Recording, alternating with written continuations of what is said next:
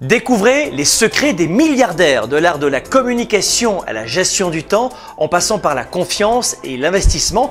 Si vous voulez passer au niveau supérieur dans votre entreprise ou dans votre vie privée, carrière, vie personnelle, en clair, vouloir réussir à passer vraiment à un autre stade ou même collaborer avec l'élite, ces 6 leçons valent de l'or ou des milliards, comme vous voulez. Soyez déraisonnable. Ayez l'audace de choisir vos valeurs pour faire de vous un grand leader pour un monde meilleur. À ma connaissance, actuellement, il y a environ 2700 milliardaires dans le monde et sur ce téléphone, j'en ai 6 dans mes contacts et j'en ai accompagné la plupart. Ils sont tous, je peux vous le dire, de vrais mentors et j'ai beaucoup appris lors de nos rencontres. J'ai beaucoup appris de ces grands leaders, précisément, qui ont une façon très particulière d'interagir avec les autres, avec eux-mêmes, leur façon de se parler et de parler aux autres à voix basse ou directement dans leur mental. C'est juste incroyable ce que vous allez découvrir dans cette vidéo parce que ce que je vais vous dévoiler n'est pas forcément quelque chose qui se retrouve dans un livre avec notamment ces hommes et ces femmes qui ont leur façon de communiquer, leur façon d'envisager la vie, les affaires ou même l'entraînement. J'ai appris certaines habitudes et mentalités qui leur permettent de fonctionner à un niveau complètement différent de la plupart des gens. Et les 6 choses que j'ai apprises en travaillant avec des milliardaires complètement différents les uns des autres, eh bien, vont vous aider dès maintenant. C'est une mise en application immédiate. Prêt? Prête? On y va. Numéro 1. Les milliardaires priorisent les communications courtes. Ils envoient plus de messages textes qu'ils n'appellent. Et on aurait le sentiment, au contraire, qu'ils passent des heures et des heures au téléphone. Pas du tout. Les milliardaires ont une perception parfaitement unique de leur valeur. Ça veut dire quoi? Ça veut dire qu'ils comprennent non seulement la valeur d'un euro, d'un dollar, mais aussi et surtout la valeur de leur temps. Mieux que quiconque avec qui j'ai travaillé, ce sont des experts en gestion du temps et donc de leur tranche de vie de 24 heures. Et c'est d'ailleurs, c'est peut-être surprenant, mais ils préfèrent souvent envoyer des SMS plutôt que de passer des appels. Pourquoi? Certains pourraient se demander, est-ce qu'ils n'ont pas une équipe complète pour cela? Oui, bien sûr. Est-ce qu'ils n'ont pas des avocats, des assistants? Oui, ils en ont. Mais lors d'interactions directes avec les personnes, là, ils privilégient l'efficacité. Et là, nous avons tous et toutes une vraie leçon à retenir. Qui fait vraiment attention à son temps? Tu vas me dire, notamment les personnes âgées. Mais les moins de 40 ans, les moins de 30 ans, et plus tu descends, plus c'est fou, mais le temps est gaspillé. Pour eux, le temps est leur atout le plus précieux. Tiens, prenons un exemple, Jeff Bezos, que je n'ai pas sur mon téléphone. Estimer sa valeur par seconde rend l'idée d'un long appel téléphonique presque ridicule. Pourquoi? Parce que Jeff Bezos gagne environ 4000 $ par seconde. Et enfin, autre exemple, Elon Musk. Il est connu pour ses courriels courts, ses emails très courts et directs. Pour quelle raison ils font cela? Eh bien parce que selon les neurosciences, les informations brèves sont traitées toujours plus rapidement par le cerveau. Donc l'apprentissage pour toi en ce moment, plus c'est court et plus il y a un impact dans le message. Et notamment, les informations brèves ont plus de force. Les lasers, ça a toujours une explosion d'impact dans le mental de la personne qui va lire ton message ou qui va traiter l'information. Parce que l'information brève est toujours traitée très rapidement par le cerveau. Et en particulier le cortex préfrontal qui est responsable de la prise de décision. Donc c'est une question d'économie de ressources cérébrales, mais aussi d'impact auprès des autres. Et puis enfin, ils préfèrent envoyer des messages rapides souvent parce que il va y avoir une confidentialité. Alors tu vas me dire, Franck, non, où est-ce qu'il y a une confidentialité là-dessus? Tu as des applications où tu peux effacer les messages. Alors grand public, évidemment, tu as WhatsApp, etc. Mais ce n'est pas l'application la plus performante. La plupart des milliardaires utilisent des applications sécurisées comme par exemple Signal pour garantir la confidentialité. Signal en français.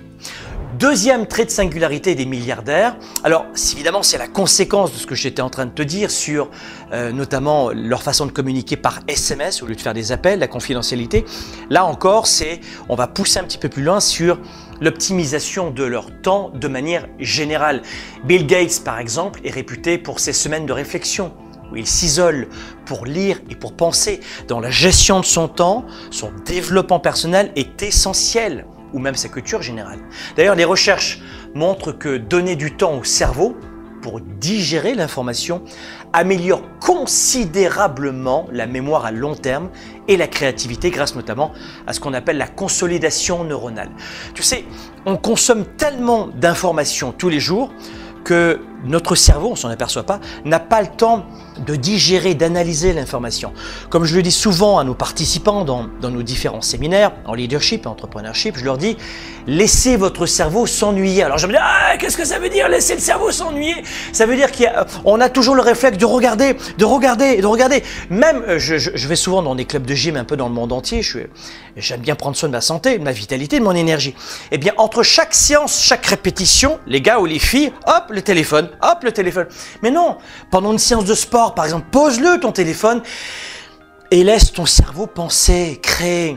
C'est un super conseil que je te donne parce que les milliardaires notamment appliquent ce conseil-là et pour de magnifiques résultats. Donc là encore, retiens ceci, laisse ton cerveau s'ennuyer. Il a besoin de se plonger dans l'idéation, dans la réflexion. Tu sais, il y a des moments dans la vie qui nous marquent parfaitement. Et il y a des moments comme ça qui nous apprennent quelque chose de nouveau sur la nature humaine. À chaque fois que j'ai rencontré des milliardaires, d'ailleurs ça fait toujours un peu cliché, milliardaires, j'avais à la clé d'immenses leçons de vie. Tiens d'ailleurs, laisse-moi te raconter l'une de ces anecdotes et toutes ces leçons, je les mets dans mon téléphone notamment parce que je veux garder toutes ces leçons de vie. Il y a quelques années, de nombreuses années, j'ai eu la chance de dîner avec mon tout premier client milliardaire. Alors, vous attendriez peut-être à ce que ce soit une soirée empreinte d'une certaine tension, guindée, j'étais coincé, j'étais angoissé, c'était tendu, c'était... Pas du tout. Ou alors au contraire que ce milliardaire en face de moi ferait preuve d'un sentiment d'hyper-supériorité de sa part. Pas du tout. Absolument pas. Pas la moindre arrogance. Ce sont les plus grandes personnes souvent qui sont les plus simples dans la vraie vie et c'est la raison pour laquelle elles ont réussi d'ailleurs. Mais qu'est-ce qui s'est passé? À peine on s'était assis que le serveur est venu nous apporter de l'eau. Évidemment, c'était une personnalité connue dans ce restaurant. Et là, avant même que j'ai eu le temps de déplier ma serviette, ce milliardaire a commandé. Il n'a pas pris le temps d'examiner le menu. Il n'a pas demandé les plats du jour. Rien de tout cela. Le serveur nous a servi de l'eau. Terminé. Et lui, il a dit, je vais prendre ça et ça. Et il me regarde. Je me suis dit, qu'est-ce qu'il va me dire? Et il me dit ceci, Franck, si tu ne décides pas ce que tu veux maintenant, je vais commander pour toi. Et là, il a rajouté, je préfère qu'on en profite pour dîner, pour partager, pour avancer ensemble, parce qu'après tout, on a un emploi du temps à respecter, etc., etc. Mais c'était surprenant, je vais te dire pourquoi. Parce que d'une manière étrange, ça m'a pas du tout semblé stressant. En fait, c'est plutôt relaxant. Cette attitude. C'était comme une leçon sans parole sur l'efficacité et la gestion du temps et la valeur de la vie du temps. C'est-à-dire que c'était un vrai respect pour lui comme pour moi. Et quelques mois plus tard, j'ai dîné avec un autre milliardaire. Ça fait partie des leçons. Et quand je suis arrivé dans ce restaurant, même principe, détendu, relax, étonnamment relax. Bon, cette personne-là, j'étais un petit peu moins proche pour ce repas-là, donc un petit peu plus gêné, mais malgré tout super relax. Le serveur arrive, il prend le menu comme cela, il regarde le serveur et il lui dit « Surprenez-nous ». Il n'a pas dit « Surprenez-moi ». Il a dit « Surprenez-nous ». Bis repetita. Il ne voulait pas absolument perdre une seule seconde sur le choix du menu. Je peux pas. Et la même chose pour moi. Et je me suis dit qu'après tout, dans un bon restaurant en plus, là, on pouvait s'attendre qu'à de très bonnes nourritures, que la nourriture soit excellente évidemment, mais c'est pas cela le point de focus. C'est que les milliardaires agissent différemment de la plupart des gens. Et à ce moment-là, c'était pas du tout de l'impolitesse. Au contraire, c'était un signe de respect immense. Tu vois ce que je veux dire? À ce moment-là, ils reconnaissaient la valeur de notre temps à tous les deux. Donc, les amis, prendre une décision pour un dîner, c'est une petite chose évidemment. Mais ce que j'ai appris, c'est que les milliardaires ont cette capacité immense à prendre des décisions importantes rapidement, parce que c'est essentiel ce qu'ils font dans la vie. Et retiens aussi ceci, peut-être que ça peut paraître un peu rude, on va prendre un cliché. Monsieur, madame, tout le monde, 97% des gens hésitent à prendre des décisions, mettent du temps à prendre des décisions et changent de décision en un claquement de doigts. Les milliardaires ou les personnalités que tu connais, souvent en affaires notamment, prennent des décisions rapidement et en changent difficilement. C'est le vrai secret du développement de carrière et d'affaires. Et prendre le contre-pied de la plupart des gens dans la valeur du temps, dans la gestion du temps, c'est essentiel. Donc voilà, c'est ma petite histoire sur les milliardaires. Pas tous les mêmes, mais tous avec une vraie leçon à offrir. Et cette leçon, une nouvelle fois, la valeur du temps et l'importance de prendre ses décisions rapidement, petites ou grandes, avec confiance et rapidité, c'est l'une des clés fortes pour avancer, notamment dans votre carrière ou dans votre business si vous êtes entrepreneur. Troisième trait de singularité des milliardaires, ils font preuve, c'est vrai, de méfiance et de prudence. Alors tu vas me dire, Franck, c'est pas forcément très positif. Je pense que c'est bien aussi d'être parfois méfiant, notamment en business. Il y a quelque chose, si tu veux, que j'ai observé à propos des milliardaires au fil du temps et des années et que je voudrais partager avec toi maintenant. C'est une leçon qui m'a été précieuse toute ma carrière. Dès que j'ai compris cette leçon, je l'ai notée ici. Et elle est incrustée. Alors j'espère que ça t'aidera toi aussi. Et je crois que chacune d'entre nous, on peut appliquer ce conseil, quel que soit le niveau de sa clientèle. Les milliardaires sont toujours sur leur garde. Ça peut sembler complètement contre-intuitif, mais pas du tout. Avec tout cet argent, toute cette influence, tu pourrais te dire qu'ils doivent être super confiants et confiantes. La vérité est qu'ils sont constamment à l'affût d'être exploités. Et c'est l'une des raisons pour lesquelles il est si difficile d'entrer en contact avec eux ou de les avoir comme clients. Ils ont souvent été brûlés par le passé, abusés et ont appris notamment de ces douloureuses expériences. Je vais te donner un autre exemple, mais c'est la même chose dans les relations. Tu fais confiance à une personne, boum, déception. Chagrin d'amour. Encore une autre personne, oh, tromperie. Une autre personne, mensonge. J'espère pas, mais ça peut s'accumuler comme ça. À la fin, qu'est-ce qu'on fait? Évidemment que l'idée, c'est de ne pas tomber dans l'aigreur. Toutes les femmes sont, tous les hommes sont, et de poursuivre sa vie. Facile à dire, pas facile à faire. Mais évidemment qu'on devient peu à peu beaucoup plus rétif ou réticent ou méfiant, méfiante dans nos relations. Les milliardaires, c'est puissance 10 000, mais liées au monde des affaires et à l'argent. Je me souviens du début de ma carrière où lorsque j'essayais d'approcher ces clients titanesques, on peut le dire, j'avais beaucoup de mal, mais j'avais compris une chose, écoute bien. J'ai compris quelque chose de très important avec les milliardaires sur ce point-là, sur la méfiance. Pour gagner leur confiance, j'ai très vite compris qu'il fallait montrer ma valeur et mon intention de manière non conventionnelle, pas comme les autres.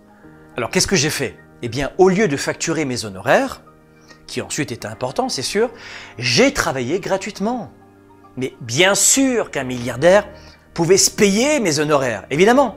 Mais le geste était clair dans mon intention. Je suis ici pour vous montrer ce que je peux faire, pas pour ce que vous pouvez me donner. Je suis ici pour vous montrer ce que je peux faire, pas pour ce que vous pouvez me donner. Retiens cette formule, parce que c'est exactement l'état d'esprit que l'on doit avoir dans son couple, avec ses enfants, avec ses camarades, avec ses collègues, avec ses clients, avec ses prospects. La leçon de vie, elle est colossale. Enfin, j'espère pour toi, moi j'apprends beaucoup des autres, donc j'espère que c'est la même chose pour toi. On n'apprend pas que des livres, vous le savez. Mais ici, j'étais complètement tétanisé par l'efficacité de cette formule. Pas pour ce que tu peux me donner. Tu vois ce que je veux dire? Une autre stratégie que j'ai employée pour rentrer dans ce cercle de milliardaires, souvent on me dit « Franck, comment tu as fait ?» Alors évidemment, tout le monde est coach numéro 1, tout le monde est coach de milliardaires, tout le monde a 7000 personnes dans une salle Parc Expo à Paris ou remplit le Palais des Congrès Porte-Maillot à Paris, sauf que moi c'est vrai. Voilà.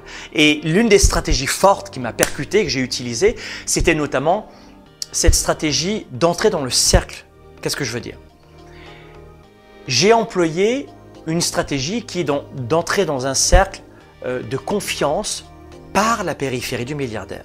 En clair, que ce soit le paysagiste, la nounou, le banquier privé, ces personnes étaient déjà en relation de confiance avec le milliardaire. Donc, en établissant des liens avec eux, j'ai pu démontrer que je n'étais pas une menace, mais plutôt une valeur ajoutée. Toutefois, un petit avertissement les amis, aussi rapidement que vous pouvez gagner la confiance d'un milliardaire, notamment avec ma double culture nord-américaine, et c'est vrai qu'en Amérique du Nord, ça va beaucoup plus vite qu'en Europe, c'est vrai, vous pouvez la perdre en claquant des doigts.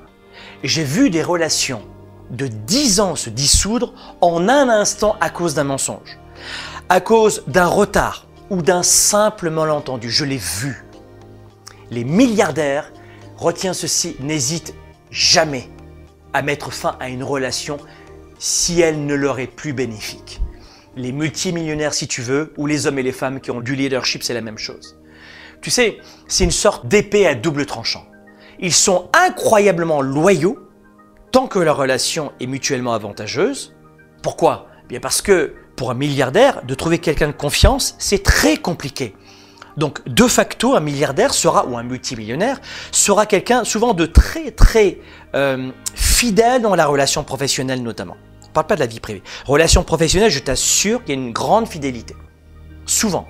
Parce que, pourquoi? C'est pas juste de l'altruisme, c'est parce que la plupart des milliardaires mettent du temps à faire rentrer quelqu'un dans le cercle. C'est pas évident. Donc ils sont super loyaux. Contrairement à ce qu'on pourrait imaginer. Mais attention, ils vont rapidement switcher et ils passeront rapidement à autre chose si ce n'est pas le cas. Alors quel est le conseil ici les amis? Eh bien, quelle que soit la taille de ton entreprise, la taille de ton compte en banque, la taille de tes relations, qu'il s'agisse même de vie personnelle ou professionnelle, c'est toujours la même chose. La confiance, c'est la clé. Travailler dur pour l'établir, être authentique dans nos relations et ne jamais prendre cette confiance pour acquise. Parce que comme je l'ai appris avec les milliardaires, la confiance est essentielle et précieuse, mais elle est extrêmement fragile. Quatrième clé, quatrième secret des milliardaires, investissement versus bien. On va aller très vite là-dessus. Je me souviens d'une fois où j'étais à une conférence à New York, l'un des orateurs dont la valeur nette dépassait le milliard était venu partager son histoire avec nous et en sortant de la salle, je l'ai surpris en train de marchander sur le prix d'un simple café. Pour certains, cela aurait pu être un beau signe de radinisme, c'était un gros radin, mais pour moi ça a été une autre leçon puissante que je te partage ici sur notamment la façon dont les personnes véritablement prospères perçoivent l'argent. Tu vois, la plupart des milliardaires ont une compréhension profonde de la différence entre les possessions et la croissance. Qu'est-ce que je veux dire? En fait, ils peuvent hésiter à sortir de leur poche 5 euros, 5 dollars pour acheter quelque chose d'insignifiant, mais ils vont rarement hésiter, quasiment jamais, à débourser des dizaines de millions sur un investissement prometteur. Dépenses, investissement. Ce n'est pas tellement qu'ils soient pingres, mais plutôt qu'ils ont une vision à long terme de la croissance et de la valeur, la croissance et la valeur. Et j'en ai vu quelques-uns avec des yachts somptueux, des maisons somptueuses, surplombant notamment les rivages de Malibu, c'est pas un cliché, et même des châteaux en France et notamment dans la Loire. Et pourtant, si vous les croisez dans la rue, il y a fort à parier que vous ne puissiez pas remarquer ces hommes et ces femmes. Tiens, regarde, Warren Buffett, pour revenir aux États-Unis par exemple, vit toujours dans la même maison qu'il a achetée il y a des décennies et se rend chez McDonald's avec quelques pièces dans son pantalon pour acheter son petit déjeuner. Il adore les hamburgers, chacun ses goûts. Puis il y a Elon Musk. Qu'est-ce qu'il a fait? Il a déclaré ne posséder aucune maison et il vit actuellement dans un logement préfabriqué près du siège social de SpaceX, notamment là encore pour privilégier l'efficacité et pour se concentrer sur sa mission d'envoyer des hommes sur Mars. D'ailleurs, en off, il a tenu sa promesse parce que de ne pas posséder de maison, il a vendu notamment ses 7 maisons en Californie pour un total de 128 millions de dollars, tirant un bénéfice de 25 millions quand même au passage. Mais vous comprenez, le contraste est complètement saisissant de ce que pense le grand public et de la réalité. Alors, évidemment, il y a des milliardaires qui sont toujours atypiques, mais de manière générale, en tout cas de ma modeste expérience, c'est ce que j'ai pu voir. Alors, pourquoi ces milliardaires dépenseraient-ils des fortunes sur des biens comme des yachts ou des châteaux, notamment dans la Loire en France? La réponse est très simple. Ils voient ces sorties d'argent comme des investissements dans de futures affaires. Tu sais, ces luxueux biens ont une vraie utilité parce qu'ils y font du business. ces biens leur permettent d'inviter d'autres milliardaires, d'autres contacts, d'autres fournisseurs, d'autres partenaires influents pour discuter business, affaires et dans des cadres exceptionnels. Tu sais, ces yachts ou ces châteaux deviennent des espaces où de vrais deals de plusieurs millions, voire de milliards sont conclus. Et c'est ça le contrat, c'est que tu vas avoir un Mark Zuckerberg qui conduit une petite voiture modeste et qui sur un yacht va closer des deals à plusieurs milliards. Alors voici mon petit conseil pour toi. La prochaine fois que tu envisages de sortir de l'argent de ton compte bancaire, demande-toi toujours si c'est pour une simple possession ou pour une croissance potentielle. Il faut adopter une mentalité à long terme, comme ces hommes et ces femmes qui ont réussi brillamment, en tout cas dans le monde de la finance, du business et de l'argent. Évidemment que certains sont en mauvaise santé. Est-ce que ce sont des exemples dans tous les domaines? Pas forcément. Mais dans le domaine du business et de l'argent, force est de constater que cette mentalité à long terme, pour le coup et sans jeu de mots, est payante. Et rappelle-toi que la véritable valeur ne réside pas toujours dans ce qui est ostentatoire, mais dans ce qui peut offrir un retour sur investissement. Et souvent, l'apparence peut être trompeuse et la sagesse se cache là encore derrière les choix les plus inattendus. Cinquième secret des milliardaires, ils savent se concentrer sur leurs points forts. L'une des caractéristiques les plus remarquables que j'ai observées chez les milliardaires au cours de ma carrière est leur capacité exceptionnelle à se concentrer sur leurs forces. Alors c'est facile à dire, mais la plupart des gens font exactement l'inverse. Pourquoi? C'est l'éducation. La plupart de celles et ceux qui m'écoutent en ce moment, vous êtes des francophones. Alors si encore vous êtes des francophones du Canada, ça va un petit peu mieux, on est moins rude avec les enfants. Mais ce que j'ai pu voir en France, en Suisse, en Belgique, au Luxembourg, Monaco, bref, l'Europe francophone, mais c'est catastrophique avec les enfants. On les bride. Qu'est-ce qu'on vous a appris à faire? On vous a appris à avoir honte quand vous aviez une mauvaise note, au lieu de vous aider à rebondir. On vous a appris à ne jamais avoir un merci, un bravo parce que vous aviez une super note et vous demandez comment vous aviez fait. Au Canada, quand tu as une bonne note, l'enseignant convoque souvent l'enfant chez le proviseur et qui lui demande comment il a fait pour avoir cette très bonne note, pour partager l'idée. Aux États-Unis, on retrouve souvent la même approche. Eh bien, c'est la même chose pour les notes. On va chercher à être bon sur toutes les notations. C'est notre système scolaire qui veut ça. Au lieu de se dire « je suis bon en mathématiques », je vais mettre toute mon énergie sur les mathématiques. Et ensuite, je vais juste avoir la moyenne sur cette matière-là dans laquelle je suis vraiment pas fort. Eh bien, les gens dans la vie ensuite, ils transposent et ils veulent être bons ou bonnes partout. Et c'est une grave erreur que ne font pas les grands leaders, sans parler d'argent, ou pour parler de réussite entrepreneuriale ou financière, c'est ce que font les multimillionnaires et les milliardaires. Je t'assure que c'est très simple à dire, mais 97% des gens qui m'écoutent en ce moment ne le font pas. C'est un réflexe qui est contre-intuitif et pourtant il faut le faire. Parce qu'il est toujours tentant de croire que ces milliardaires doivent être doués dans tous les domaines pour atteindre un tel niveau de réussite, mais la réalité est souvent complètement différente. Une anecdote justement à propos de Warren Buffett, c'est l'un des investisseurs les plus célèbres au monde et souvent il est, c'est vrai, cité comme un exemple financier de stratégie d'investissement. Cependant, lors d'un événement auquel j'ai assisté, Buffett a partagé qu'il n'était vraiment doué que pour une chose, l'investissement. Et c'est précisément sur cela qu'il a mis l'accent toute sa vie. D'ailleurs, il a même avoué ne pas être le meilleur en technologie, le meilleur en gestion d'entreprise, le meilleur en gestion des ressources humaines, le meilleur dans plein de départements. Mais il a su s'entourer des bonnes personnes pour combler ces immenses lacunes. Parce qu'on en a tous des immenses lacunes. Mais quittons ce réflexe de l'école, vraiment à 2,50 $, un réflexe nul de vouloir être bon partout, c'est faux, c'est impossible. Et c'est là que réside le secret. Connaître ses forces et ses faiblesses, puis capitaliser sur ce que tu fais de mieux. C'est ça le secret.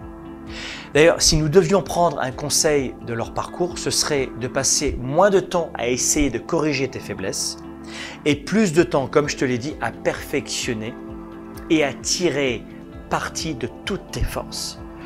Une autre anecdote, notamment sur ce point pour l'illustrer, Richard Branson est fondateur du Virgin Group et il est dyslexique.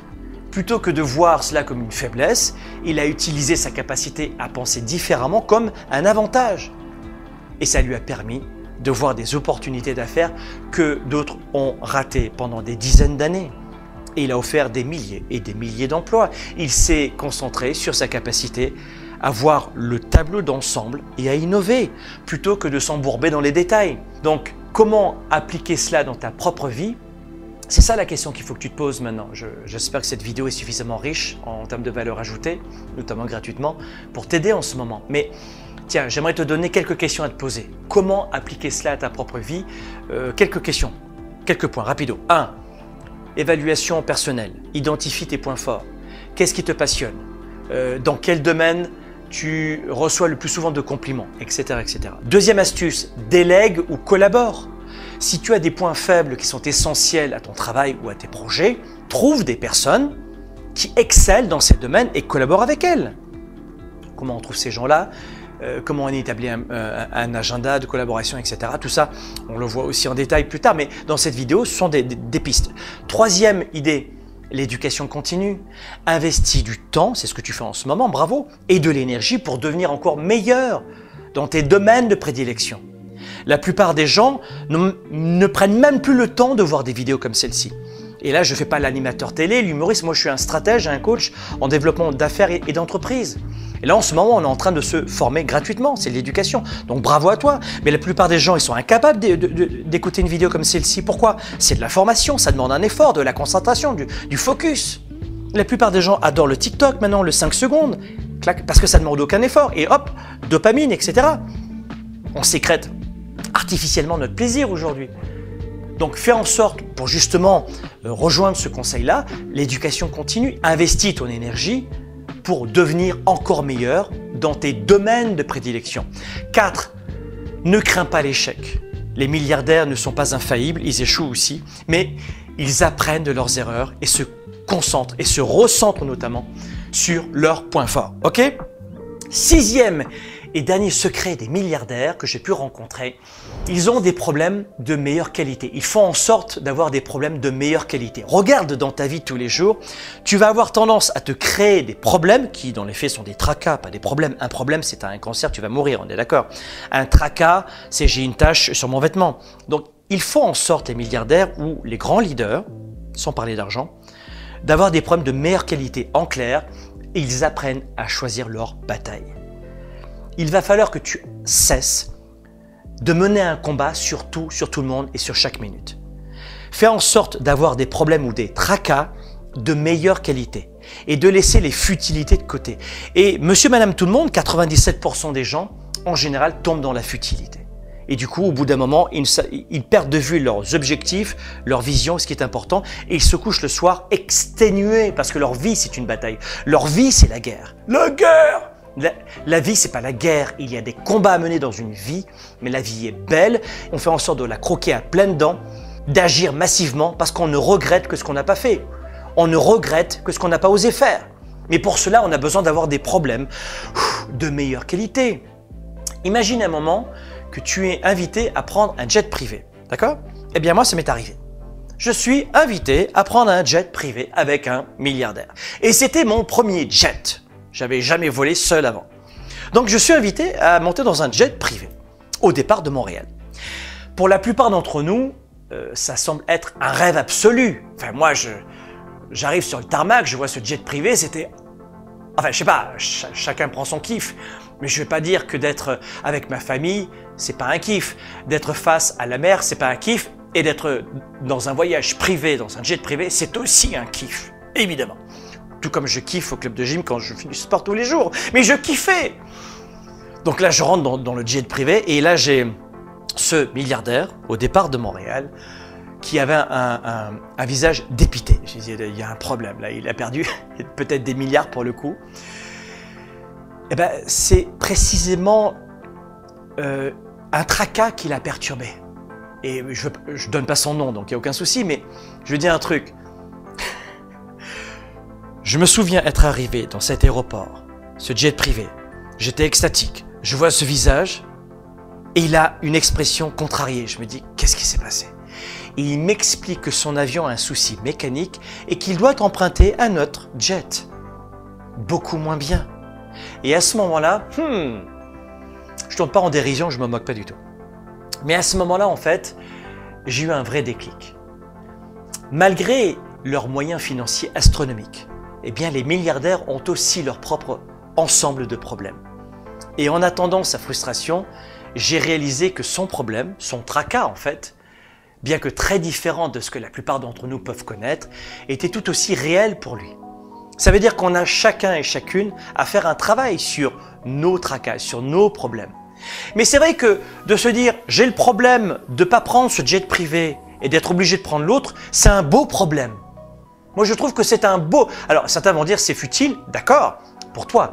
Mais c'est un beau problème quand tu n'as que ça comme problématique à gérer durant cette heure courante. Tu vois ce que je veux dire? C'est qu'il avait un problème de meilleure qualité que comment je vais manger ce soir. Ça, tu veux pas ce type de problème. Comment je vais payer mes factures à la fin du mois? Tu veux pas non plus ce type de problème. Donc là où certains d'entre nous pourraient se stresser parce que notre voiture ne démarre pas le matin, lui, il était contrarié parce que son jet privé avait un défaut mécanique. Mais ce jour-là, plusieurs leçons là-dedans. Ce jour-là, j'ai compris une chose essentielle. Les milliardaires ne sont pas des êtres d'un autre monde. Ils ressentent eux aussi de la frustration, de la joie, du stress, tout comme nous. Ils ont juste des problèmes d'une nature différente. Alors oui, ils peuvent avoir des soucis avec leur jet privé, mais ils peuvent aussi verser des larmes, comme toi, comme moi, devant des films comme The Notebook. Tout comme n'importe quel d'entre nous, ils vont s'émouvoir, être très, très proches de leur famille et avoir de vraies émotions lorsque l'enfant a obtenu son diplôme. Mais la leçon ici, c'est que derrière chaque fortune, il y a un être humain avec des émotions et des défis. Première leçon. Deuxième leçon à retenir, c'est qu'effectivement, ils ont des problèmes d'une toute autre nature. Et troisième des choses, eux aussi, il faut qu'ils apprennent à prendre du recul entre un tracas et un problème. Ce sont des problèmes de meilleure qualité, c'est vrai. Ce n'est pas une question comment je vais manger à la fin du mois, mais prendre du recul également sur c'est juste un changement de jet privé à cet instant et tu as fait chuter ton niveau de bonheur pour une connerie. Tu vois ce que je veux dire? Pour nous, c'est une connerie, mais pour lui, non. Ça veut dire que tous les êtres humains, nous devons en permanence travailler sur nous-mêmes, constamment, pour ne pas laisser les tracas venir nous pourrir la vie. Et en devenant une personne capable de résoudre les problèmes de qualité supérieure des milliardaires, en tant que coach, eh bien, j'ai pu entrer dans un monde que peu de gens connaissent. Mais au fond, ma plus grande réalisation a été de comprendre que peu importe combien d'argent vous avez, les défis et les émotions humaines sont complètement universels. Alors, la prochaine fois que vous regardez un milliardaire et que vous pensez à sa vie parfaite, souvenez-vous qu'ils sont au fond tout comme nous. Ils ont juste des problèmes un peu différents.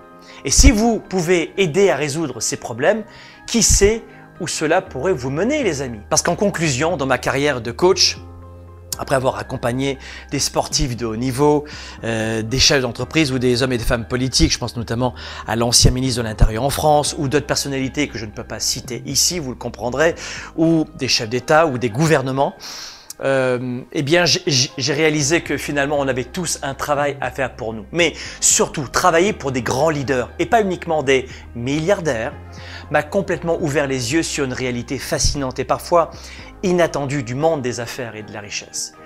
Ces expériences, les amis, m'ont enseigné la valeur du temps, m'ont enseigné la puissance de la prise de décision, m'ont enseigné comment l'efficacité et la stratégie peuvent façonner une carrière et une vie entière. Et on va finir là-dessus avec une anecdote que je souhaite partager avec toi et qui met vraiment en lumière l'humanité de ces milliardaires, en tout cas que je connais. Lors d'un dîner avec l'un de ses clients, milliardaire donc, c'est avec milliardaire, millionnaire, riche, pauvre, grand, petit, c'est des clichés. Sauf que milliardaire, c'est un beau cliché, c'est vrai, j'aime bien ce cliché-là. Mais après une longue discussion dans ce repas, sur les affaires, sur la vie, il a sorti son téléphone de sa poche devant moi. Et il a montré une photo. C'était lui jeune, souriant, à côté d'une petite échoppe où il vendait des chaussures. L'homme, vous le connaissez, il est connu de tout le monde. C'est un entrepreneur hors pair.